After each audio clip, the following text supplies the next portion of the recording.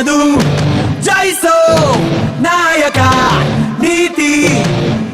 ನೀವೆಲ್ಲರೂ ಸಹಕಾರ ಕೊಟ್ಟಿದ್ದಕ್ಕೆ ನಾವು ಈ ಒಂದು ಪ್ರಶಸ್ತಿನ ಸ್ವೀಕಾರ ಮಾಡಲಿಕ್ಕೆ ಸಾಧ್ಯ ಆಯಿತು. ನಿನ್ನ ಕಾಯಕ. ನಾವು ಯಾವಾಗ್ಲೂ ರಿಸೀವಿಂಗ್ ಎಂಡ್ ಅಲ್ಲಿ ಇದೀವಿ. ಪೊಲೀಸ್ ಇಲಾಖೆ 99 ಒಳ್ಳೆ ಕೆಲಸ ಮಾಡಿ ಒಂದು ತಪ್ಪದು ಆಯ್ತು ಅಂದ್ರೆ ತಪ್ಪದು, 99 ಸರಿ ಮಾಡಿದಲ್ಲ ಯಾರು ಕೇಳೋದಿಲ್ಲ. ಸೊ ಈ ಪರಿಸ್ಥಿತಿಯಲ್ಲಿ ನಾವು ಕೆಲಸ ಮಾಡ್ಬೇಕಾದಂತದಿದೆ. ಇವೆಲ್ಲದರ ನಡುವೆ ನಾನು ಜಾಸ್ತಿ ಟೈಮ್ ತಗೊಳ್ಳೋದು, ಈಗಾಗಲೇ ಊಟ ಟೈಮ್ ಆಗೋಗಿದೆ.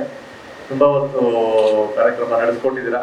ನಿಮ್ಮ ಸಹಕಾರ, ಸಾರ್ವಜನಿಕರ ಸಹಕಾರ ಎಷ್ಟು ಮುಖ್ಯ ಅಂತ ಹೇಳಿದ್ರೆ, ನೀವು ಪೊಲೀಸ್ ಇಲಾಖೆ ಜೊತೆಯಲ್ಲಿ ಅತ್ಯುನ್ನತ ಬಾಂಧವ್ಯವನ್ನು ಹೊಂದಿದ್ರೆ ಪೊಲೀಸ್ ಬರೋಕ್ ಮೊದಲೇ ಏನು ಅನಾಹುತಗಳಾಗ್ಬೋದು ಅದನ್ನೆಲ್ಲ ತಡಿಬಹುದು, ಪಬ್ಲಿಕ್ ಮನಸ್ಸು ಮಾಡಿದ್ರೆ. ಅದೇ ಪಬ್ಲಿಕ್ ಮನಸ್ಸು ಮಾಡಿದ್ರೆ ಪೊಲೀಸ್ ಇದ್ರೂ ಕೂಡ ನಮ್ಮ ಏರಿಯಾಗೆ ಕೆಟ್ಟ ಹೆಸರು ತರಬಹುದು. ಹೌದಲ್ವಾ? ಸಹಕಾರ ಕೊಟ್ರೆ ಪೊಲೀಸ್ ಬರದೇ ಇದ್ರು ಒಂದ್ ದಿವಸ ಆದ್ರೂ ಅದನ್ನ ಮ್ಯಾನೇಜ್ ಮಾಡುವಂತ ಕೆಪಾಸಿಟಿ ಸಾರ್ವಜನಿಕರಿಗಿದೆ. ಆದ್ರೆ ಪೊಲೀಸ್ ಇದ್ರೂ ತೊಂದರೆ ಮಾಡುವಂತ ಪರಿಸ್ಥಿತಿ ನಿರ್ಮಾಣ ಮಾಡೋದು ಸಾರ್ವಜನಿಕರಿದೆ.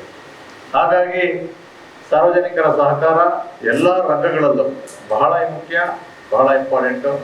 ನೀವೆಲ್ಲರೂ ಸಹಕಾರ ಕೊಟ್ಟಿದ್ದಕ್ಕೆ ನಾವು ಈ ಒಂದು ಪ್ರಶಸ್ತಿನ ಸ್ವೀಕಾರ ಮಾಡಲಿಕ್ಕೆ ಸಾಧ್ಯ ಆಯಿತು.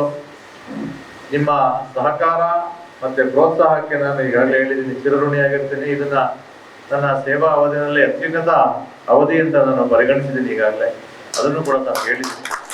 ಇಷ್ಟು ಸಹಕಾರ ಎಲ್ಲ ಕಡೆ ಸಿಗ್ಲಿ ಅಂತ ನಾವು ಮುಂದೆ ಕೇಳ್ಕೊಳ್ತಾ, ಈ ಒಂದು ಕಾರ್ಯಕ್ರಮದಲ್ಲಿ ಆಯೋಜನೆ ಮಾಡಿ ನನಗೆ ನಿಮ್ಮ ಎಲ್ಲರ ಸಮಯವನ್ನ ಮೀಸಲಿಟ್ಟು ಈ ಒಂದು ಕಾರ್ಯಕ್ರಮವನ್ನು ಆಯೋಜನೆ ಮಾಡಿ ನನಗೆ ಸನ್ಮಾನ ಮಾಡಿ ಏನು ಮುಂದೆ ಇನ್ನಷ್ಟು ಪ್ರಶಸ್ತಿಗಳನ್ನ ಪಡೀಲಿ ಅಂತೇಳಿ ಪ್ರೋತ್ಸಾಹ ಮಾಡೋದಕ್ಕೆ ನಿಮ್ಮೆಲ್ಲರಿಗೂ ಕೂಡ ನಾನು ನನ್ನ ಮತ್ತು ಇಲಾಖೆ ಪರವಾಗಿ ಹೃತ್ಪೂರ್ವಕ ಧನ್ಯವಾದಗಳನ್ನು ಸಲ್ಲಿಸಿ ನನ್ನ 2 ಮಾತುಗಳನ್ನು